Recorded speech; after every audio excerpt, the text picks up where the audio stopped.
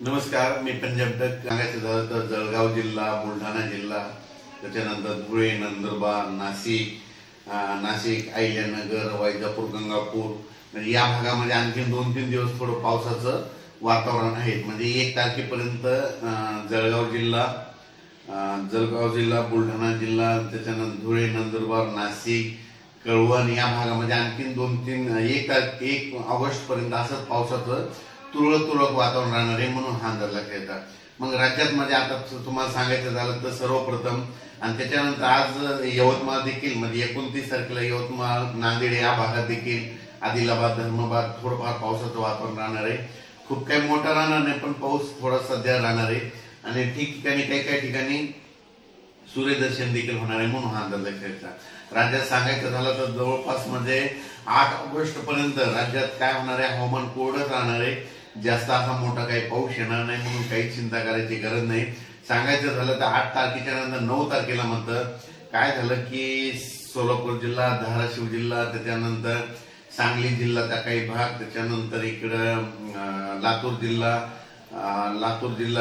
बीड जिल्हा, त्याच्यानंतर नांदेड जिल्ह्यात आणखीन काही भागामध्ये मग 9 तारखेच्या दरम्यान एकदा चांगला आणखीन परत एकदा 9-10 ऑगस्टच्या दरम्यान तिकडल्या भागामध्ये दक्षिण महाराष्ट्राकडे एक पाऊस येणार आहे. म्हणून हा अंदाज लक्षात येतो. पण राज्यात सांगायचं झालं तरी सध्या तरी 8 ऑगस्ट पर्यंत हवामान कोरडंच राहणार आहे. म्हणजे एवढा काही मोठा पाऊस नाही, म्हणून काही चिंता करायची गरज नाही.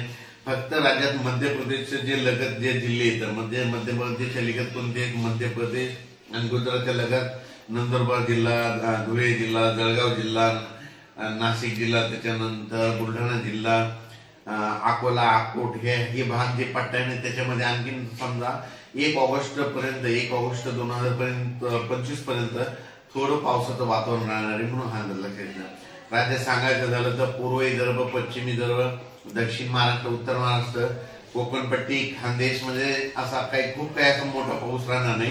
फक्त सध्या मात्र तुरळक पाऊस राहणार आहे, म्हणून हे लक्षात येतं. त्याच्यानंतर कोल्हापूर पासून ते सांगलीपर्यंत, कोल्हापूर, सांगली, त्याच्यानंतर निपाणी, कर्नाटकमध्ये निपाणी, बेळगाव या भागामध्ये तुम्हाला सांगायचं झालं तर म्हणजे सरीव येतील. म्हणजे असा की पट्टा डायरेक्ट नाशिक पर्यंत, कोकणपट्टीमध्ये ते रायगड, रत्नागिरी एक म्हणजे इगतपुरी पर्यंत त्या पट्ट्यामध्ये काय होईल, सरी अशा 10 मिनिटाच्या, 5 मिनिटाच्या अशा सरी येत राहते. म्हणून ते लक्षात येतं.